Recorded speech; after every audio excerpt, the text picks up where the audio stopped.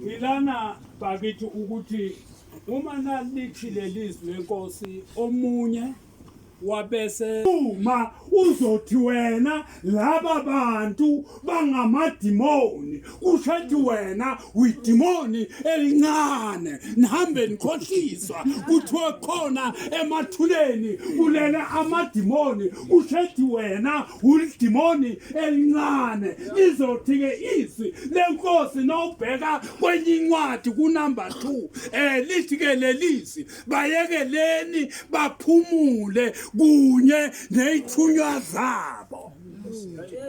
Amen. Ethuleni akuripotwa noma ngabe yini. Haleluya. Nenhlahla ethuleni ayicelwa ethuleni. Lithi ke izwi lenkosi bayekeleni baphumule. Kungakho izwi namhla lithi laba bavelaphi laba abambethe izingubo ezimhlophe. Lithi ke izwi lenkosi bavele kuhluphekweni ezweni lasemhlabeni. Akekho umuntu ongahlupheki nomuntu orishi uyahlupheka athi amamiliyoni wami nangashiya abantwana bami bazosala bavithisa. Ukhona lize lihle lihlala phansi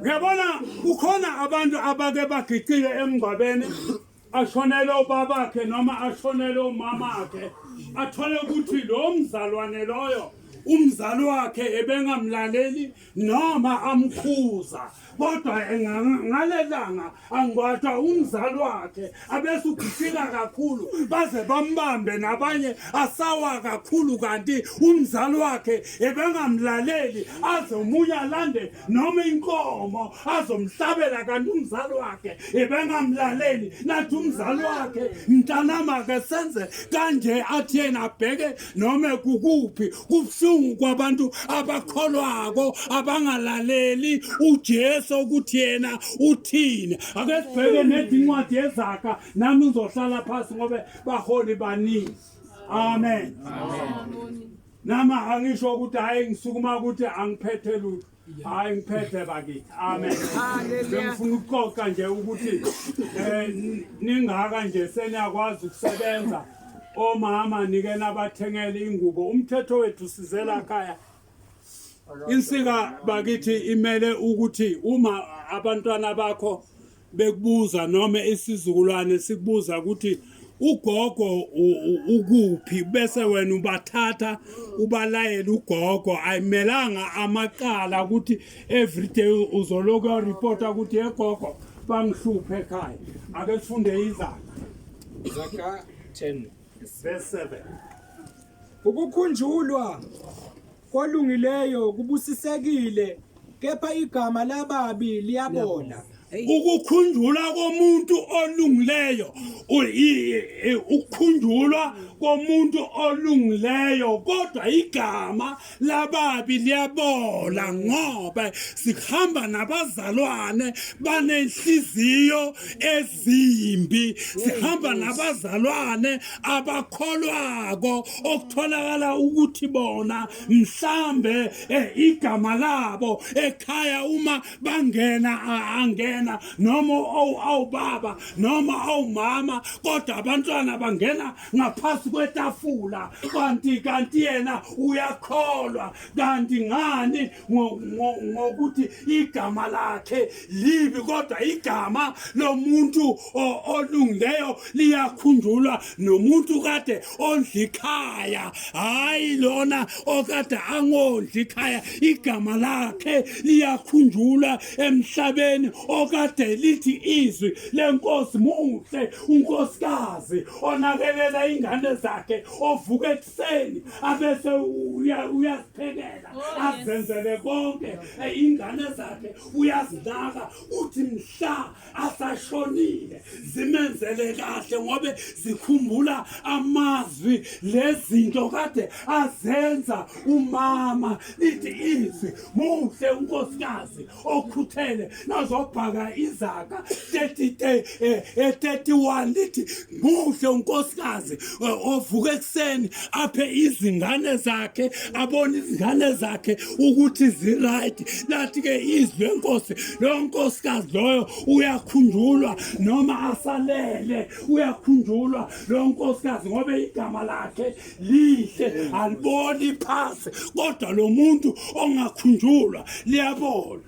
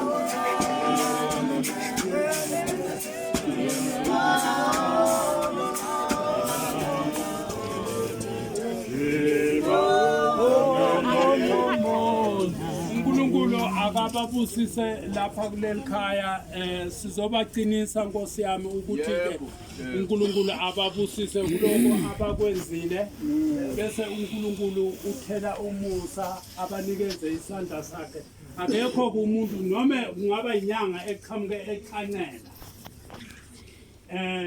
bagcina isivumelwane sika Gogo amen enhlizweni kibo abalingisi uyabona kwake wathi uHadebe songwaba lamavika aphelile lenqudu songwaba wathi hey mina ngizogcina isivumelwane engasenza nalo athi amen wathi kubhlungu ukuthi umuntu nasalele isivumelane awusasigcini. Amen. Waze wabekisa ngabathandazi ukuthi abathandazi bakubekisa inkukhu, izinkukhu ilami uyihawukele ube siyayihlaba uyidle. Amen.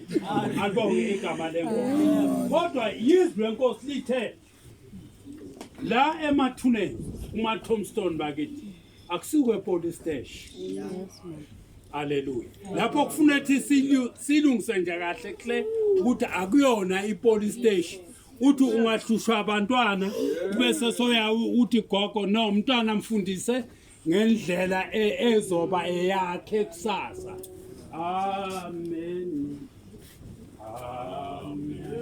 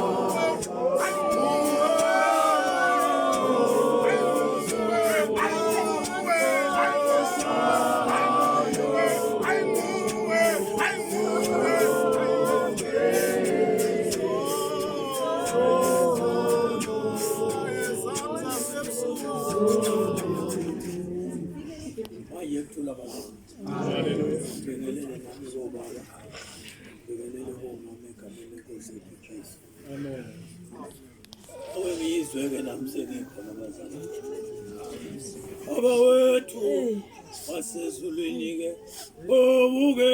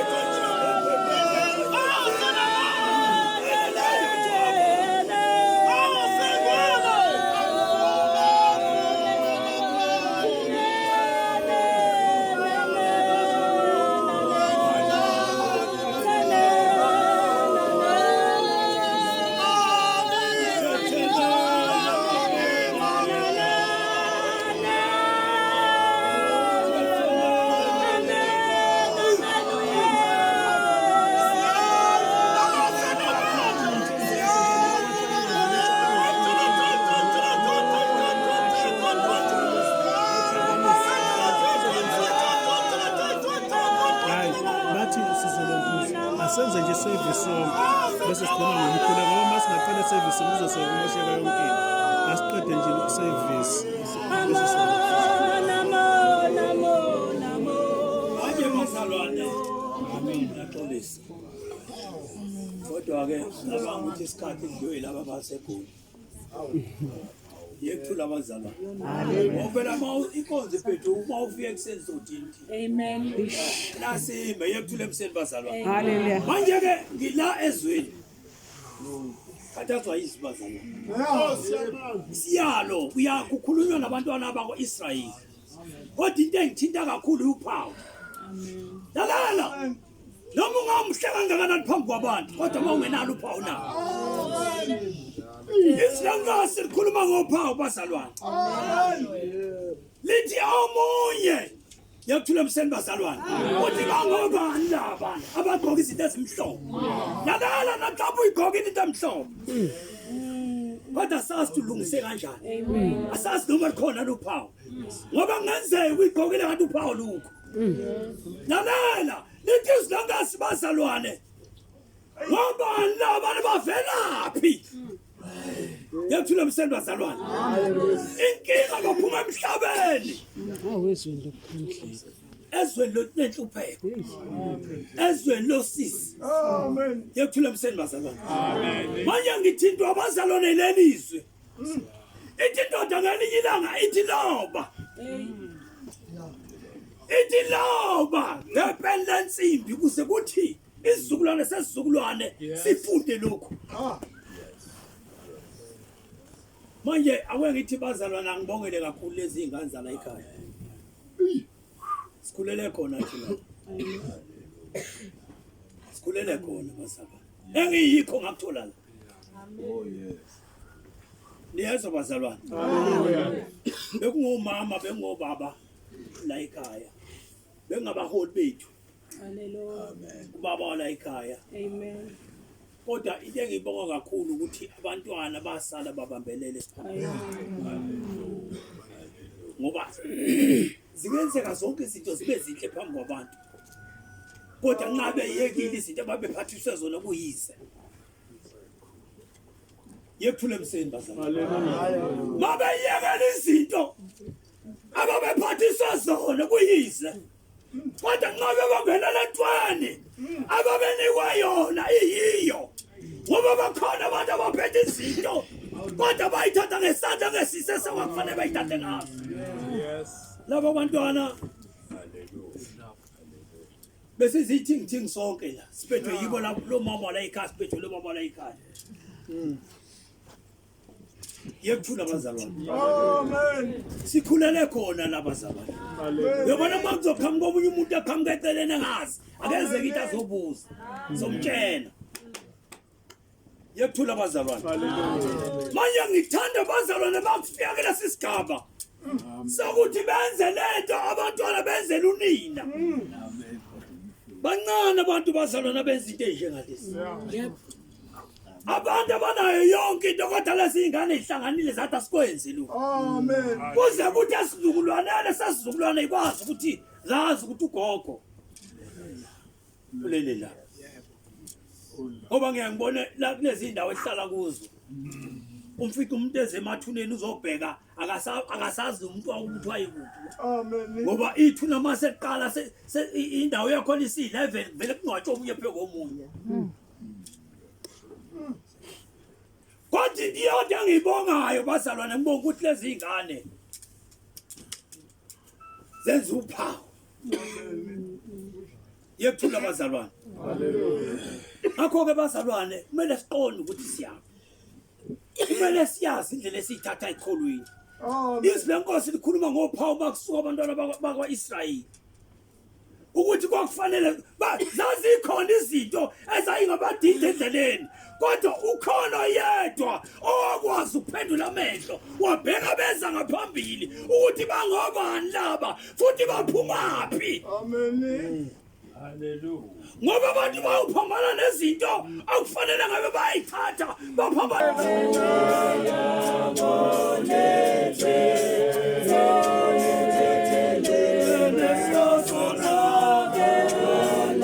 so emsembazana. Siqondene ukukholwa kwethu. Sazi ngokukholwa kwethu. Senzele abantu. Asingenzele ububi. Asingenzele abantu. Asingenzele ukubukwa yekuthula emsembazana.